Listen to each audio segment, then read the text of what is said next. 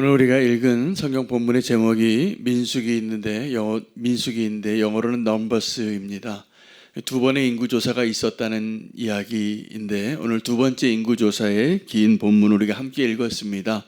결론은 이스라엘 민족을 다시 계수했더니 60만 1,730명이었고 첫 번째 계수했을 때 그 인구의 숫자는 60만 3,550명이었습니다. 한 1,000명에서 2,000명 사이에 차이가 나지만 60만 명이라고 이렇게 흔히 말하는 이스라엘의 20세 이상의 인구가 조사되어진 증거를 긴 목록을 우리가 보았습니다. 근데 오늘 이 긴 목록 두 번째 인구 조사가 언제 시작이 되었는가를 우리가 먼저 이해하면 좋겠습니다. 오늘 본문이 시작되어지는 26장 1절에 뭐라고 말하고 있냐 하면 연병 후회라고 말합니다. 그러니까 연병 후에 어떤 일이 있었죠? 연병이 왜 일어났죠? 고수비 사건 때문에 비느하스가 그것을 하나님의 분노로, 하나님의 질투로 그 가늠한 여인들과 남자들을 함께 멸하고 심판해서 그 분노하였던 사건으로 하나님의 그 진노가 멈췄다는 이야기였죠.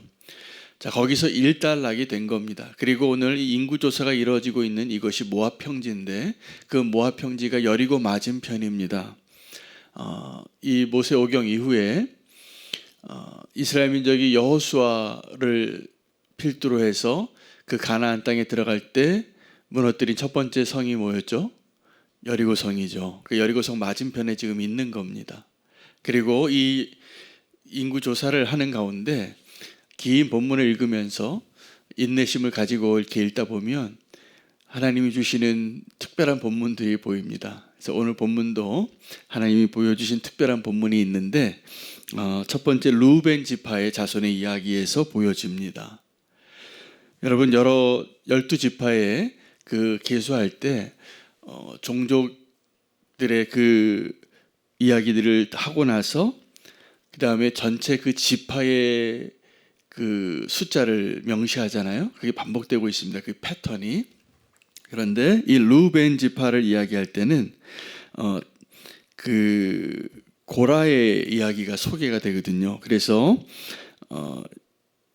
7절에 보면 루벤 지파의 총 개수가 나오고 난 다음에 누구를 이야기하고 있냐면 고라의 자손들 이야기를 하는 거예요. 그래서 저는 오늘 이 본문에서 11절 말씀이 너무나 놀라운 하나님의 은혜로 다가왔습니다. 고라와 다단과 아비람과 그 당을 이루었던 사람들이 이 루벤 지파가 장자 지파이거든요. 첫째 아들이니까 가장 권위가 있었고 장자의 특권을 가지고 있었기 때문에 그 선을 넘어간 것이죠. 그래서 모세에게 반역한 겁니다. 그리고 지도자들을 다 모아서 그 반역하는 그 무리들이 하나님의 심판을 받았죠. 근데 그 무리들이 하나님의 심판을 받을 때 모세가 뭐라고 이야기하냐면 하나님께서 너희를 치시고 심판하실 텐데 너희가 평범하게 죽으면 이건 하나님이 하신 일이 아니다. 하나님이 너희를 정말 징계하시고 너희가 잘못했다는 것을 드러내시기 위하여 평범하지 않은 죽음으로 너희가 죽을 것이다 라고 선언합니다. 그리고 그들이 잘 아시는 것처럼 땅이 갈라져서 음부에 빠지는 정말 그 광야에 그런 일이 일어날 수가 없는데 하나님 심판하신 거죠. 아주 두려운 심판이 임한 겁니다. 이것은 하나의 표징입니다. 그 모세가 그렇게 선포하기도 했고 하나님께 반역한 자들을 향한 하나님의 심판의 표징이 되어서 고라가 그 당의 무리와 함께 250명의 지도자들이 함께 땅이 삼켜지고 하늘에서 불이 내려서 죽게 되어지는데 더 놀라운 것은 그 고라의 자손이 죽지 아니하였다는 사실이에요. 그래서 이 고라의 자손이 죽지 아니하였다라는 것은 고라가 죽은 것은 하나님의 심판의 그 하나의 징조라면 고라의 자손이 죽지 아니하였다라는 것은 하나님의 은혜의 징표입니다. 그리고 실제로 시편에 보면 가장 은혜롭고 가장 예배자로서 합당한 완벽한 고백을 하는 성가대가 나오는데 고라의 자손들입니다. 그래서 어떻게 하면 이 고라의 자손들이 이렇게 하나님을 예배하는 자손이 됐을까? 자기의 아버지가 이렇게 심판받은 것을 보고 좀 하나님께 원망할 수도 있었을 텐데, 그들은 하나님의 진짜 은혜를 경험한 고백들을 하는 거예요. 그 찬양과 하나님 향한 그 경배가 가장 순도가 높은 찬양을 합니다. 누가요? 이 고라의 자손들이. 이 고라의 자손들은 그래서 그 시편에 이 찬양대예요. 그 찬양의 고백밖에 안 하는 거예요. 그의 삶 자체가, 내가 살아있다는 이유가 하나님께 찬양하는 거였어요. 그런데 그들이 고라의 자손들이에요. 이 고라의 자손들의 이야기가 포함이 되어 있고요. 또 하나는 유다의 지파 가운데 유다의 아들들이 에르와 오난과 셀라가 소개되어지는데, 창세기에 보면 이 유다가 사실은 굉장히 귀한 역할을 많이 해요. 하나님이 기뻐하시는 선택을 많이 하죠. 요셉을 다 죽이려고 할 때 그것을 막기도 하고, 형제들이 다 나쁜 길로 갈 때 그래도 하나님의 뜻으로 서려고 하는, 그래서 하나님이 유다 지파를 축복하십니다. 그래서 지도자들을, 그 하나님의 궤와 규율을 그 유다 지파에게 줘서 왕이 그 지파에서 나올 것을 축복하고 예언해요. 그럼에도 불구하고 성경은 또 오늘 이 본문에도 유다의 지파의 세 아들 가운데 이 셀라의 후손으로 세라와 베레스 쌍둥이가 태어나는데, 이 아버지가 사실은 유다예요. 부끄러운 그 가족사가 여기 다 포함이 되어 있는 것이죠. 그리고 33절에 보면 므낫세의 슬로브앗의 딸들의 이야기가 나옵니다.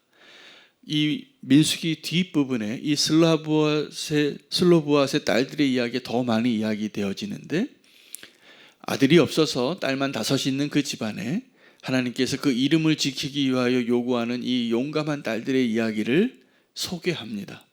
그래서 오늘 이 지루할 것 같은 본문 가운데 하나님이 주시는 은혜의 내용들이 많이 발견될 수 있는 소중한 본문이라는 것이죠. 저는 오늘 이 민수기 2번째 인구조사를 통하여서 첫 번째 세대는 다 죽고 갈렙과 여호수아 외에는 그 약속의 땅에 들어가지를 못합니다. 모세까지도 죽습니다. 아론도 죽고. 그런데 하나님께서 이 믿음의 다음 세대, 거룩한 다음 세대를 상징하는 이 고라의 자손들과 같은 놀라운 축복을 어떻게 이루게 되었을까? 여러분, 오늘 우리는 우리의 거룩한 다음 세대를 위해서 기도하는 부모가 되기를 원하는데, 우리의 자녀들이 그 거룩한 다음 세대가 되기 위해서 우리는 어떻게 해야 될까요? 그리고 성경은 이 거룩한 다음 세대를 세우시기 위하여 우리에게 무엇을 요구하고 있을까요? 가장 정답은 뭐냐면 우리가 온전한 믿음의 삶을 사는 겁니다. 그러면 그 믿음의 삶을 따라서 그 거룩한 다음 세대를 그들이 보고 믿음의 테두리 안에 있게 되는 것이죠. 저는 어떤 목회자들 가운데에서도 똑같이 믿음의 그 부르심의 사명의 길을 가는데도 아버지와 할아버지까지 목회자인 가정들을 봐요. 그건 정말 하나님의 축복입니다. 그리고 그 믿음의 유산을 받은 것이 분명하다고 저는 여겨집니다. 그런데 그렇지 않은 것도 훨씬 많습니다.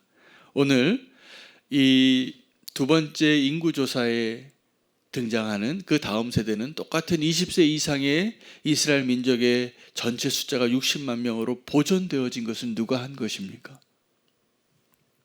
하나님이 하신 겁니다. 그 고라의 자손들이 하나님을 신실하게 예배하는 자들이 된 것은 누가 한 일입니까? 하나님이 하신 일입니다. 그러므로 우리 자녀들을 하나님이 신실한 그리고 거룩한 다음 세대로 세우시는 것은 누가 하는 일입니까? 하나님이 하시는 겁니다.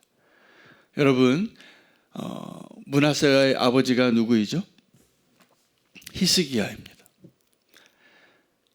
히스기야는 신실한 하나님의 사람이었는데 그에게서 태어난 아들이 이스라엘 왕들의 역사 가운데 가장 악한 왕으로, 그리고 가장 오래 사는 왕으로 알려진 므낫세가 태어난 거예요.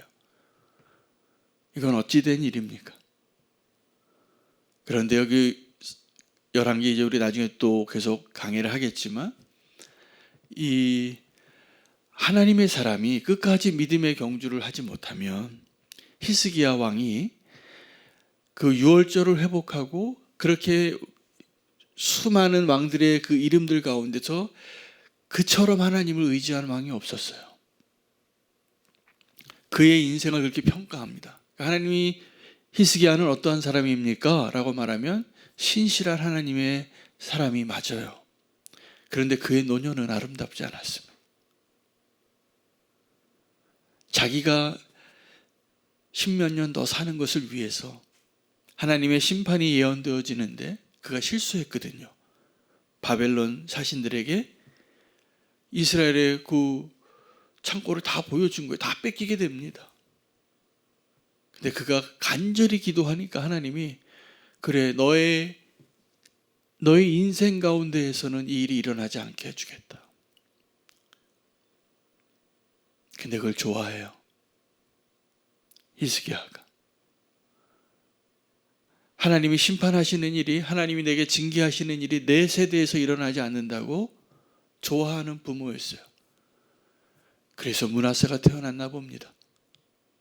므낫세가 악한 왕이 되고 55년을 통치해요. 가장 오래 통치해요, 유다 왕 중에서. 그런데 또 그 유다 왕 가운데 가장 악했던 그 므낫세가 마지막에 회개하는 거 아십니까? 회개해요. 그 악한 왕이 그렇게 나쁜 짓을 많이 해놓고 모든 우상을 다 이 예루살렘 성전에 다 들여놓는 왕인데 나중에 회개해요. 여러분, 우리의 인생을 하나님 앞에 믿음의 길을 끝까지 경주할 수 있는 것은 놀라운 하나님의 은혜입니다. 그것을 위해서 기도하시기 바랍니다. 그리고 그 기도의 연장선 안에서 내 자녀들이 정말 믿음의 다음 세대가 될 수 있도록, 거룩한 다음 세대가 되게 해달라고 오늘 우리가 기도하는 그 기도를 하나님이 응답하실까요, 안 하실까요? 하십니다. 그 일을 이루는 것을 위해서 나의 신실함이 필요한 게 아니라 하나님의 은혜가 필요해요. 하나님의 은혜가. 그래서 오늘 우리가 다음 세대를 위하여, 거룩한 다음 세대를 위해서 우리가 해야 할 일은 어떤 것이냐 하면, 하나님의 은혜 안에 거하는 믿음의 사람으로 내가 오늘 서는 거예요. 진 에드워드라는 작가가 유명한 책을 하나 썼는데 새 왕 이야기예요. 다윗을 중심으로 다윗의 인생 가운데 늘 괴롭혔던 왕이 존재하는데 사울 왕이었어요. 그리고 다윗의 생애 가운데 가장 괴롭게 한 존재가 누구냐 하면 자기의 아들이었던 압살롬이었어요. 다 왕입니다. 사울도 왕이었고, 사울이 왕인 중에 하나님께서 또다시 기름 부어서 세운 왕이 다윗이고, 다윗이 왕으로 통치하는 기간 가운데 반역해서 스스로 왕이 된 왕이 압살롬이에요. 그런데 이 세 왕이 다 부자지간이에요.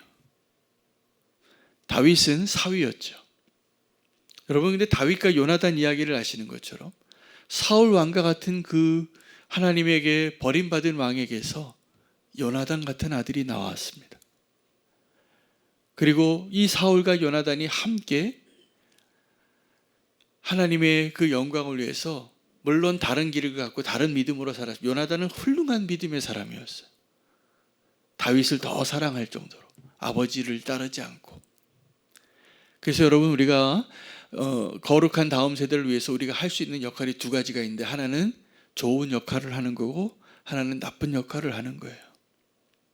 내가 믿음의 길을 제대로 가지 않는 모습을 보고 내 자녀들이 난 저렇게 살지 말아야지 라고 생각하고 주님의 길로 갈 수도 있습니다. 제가 보기엔 요나단이 그랬던 것 같아요. 그래도 그 아버지를 사랑합니다. 그게 요나단이에요. 같은 날 죽어요. 다윗은 압살롬을 참 용서하지 못한 아버지였어요. 왜냐하면 그의 모습을 보면서 나의 허물이 보이는 거예요. 내 죄 때문에 압살롬이 이렇게 됐구나. 그가 죽을 때 통곡을 합니다. 내가 죽었어야 하는데. 하나님께서 우리에게 주신 자녀들은 하나님의 선물입니다. 그래서 우리 자녀들에게 내가 할 수 있는 일은 온전한 믿음의 길을 가는 믿음의 모습을 보여주는 것과 더불어서 우리의 자녀를 위해서 축복하는 기도를 심으시기 바랍니다. 왜냐하면 거룩한 자녀를 세우는, 거룩한 다음 세대를 세우는 일은 우리가 하는 게 아니라 주님이 하시는 것이기 때문에 그렇습니다. 꼭 기억하시기 바랍니다. 오늘 고라의 자손들이 죽지 아니하였다. 이 한 줄 가운데, 이 한 줄의 기록 가운데 하나님께서 은혜의 징표로 삼으신 거예요. 고라는 하나님의 심판의 징조였는데 고라의 자손들은 하나님의 은혜의 징표가 되었습니다. 거룩한 다음 세대를 위해서 기도할 때 그것이 왜 소중한 기도이냐면 그것이 하나님의 마음이에요. 우리의 자녀들이, 우리의 자손들이 하나님의 사람이 되어서 나보다 더 하나님의 축복을 누리게 해 주십시오, 주님. 이것이 오늘 저와 여러분의 기도가 되시기를 축복합니다. 나보다 더 신실한 하나님의 자녀가 되게 해 주십시오. 그 기도를 할 수 있는 것 자체가 우리의 축복이에요. 히스기야와 같이 하나님의 심판과 징계가 내 세대에만 일어나지 않으면 난 그것이 너무 좋습니다. 이렇게 연약한 믿음의 사람이 되지 마시고 우리가 목숨을 걸고 우리 자녀를 우리가 얼만큼 사랑합니까? 내 목숨보다 더 사랑하잖아요. 나의 것을 내주고도 그렇게 잘 되길 원하잖아요.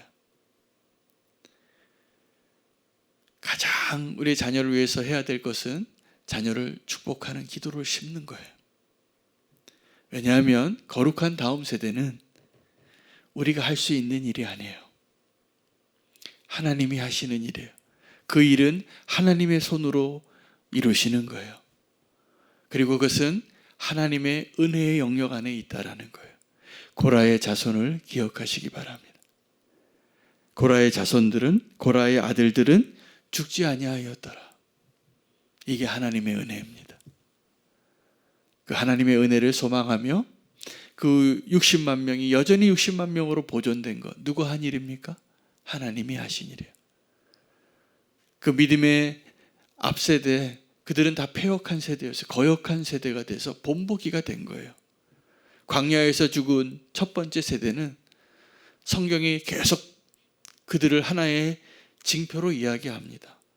하나님을 거역한 세대의 죽음이라고. 그러나 그들에게 하나님께서 축복의 소망을 주셨어요. 다음 세대가 동일하게 이스라엘의 똑같은 숫자로 약속의 땅으로 들어가는 일을 하나님이 하신 일이에요. 그 과정 가운데 수많은 위기가 많았죠. 그들 다 심판받고 그 자리에서 죽을 뻔했는데 그들이 다 늙어 죽습니다. 그리고 광야에서 40년을 보내고 그 새롭게 세워진 하나님의 거룩한 다음 세대가 약속의 땅의 주인공이 되어지는 것이죠. 하나님은 우리와 함께 하셨듯이 우리의 자녀들과도 함께 하실 것입니다. 그것을 믿으시고 축복하며 그 축복의 기도로 심을 수 있는 저와 여러분 되시면 좋겠습니다.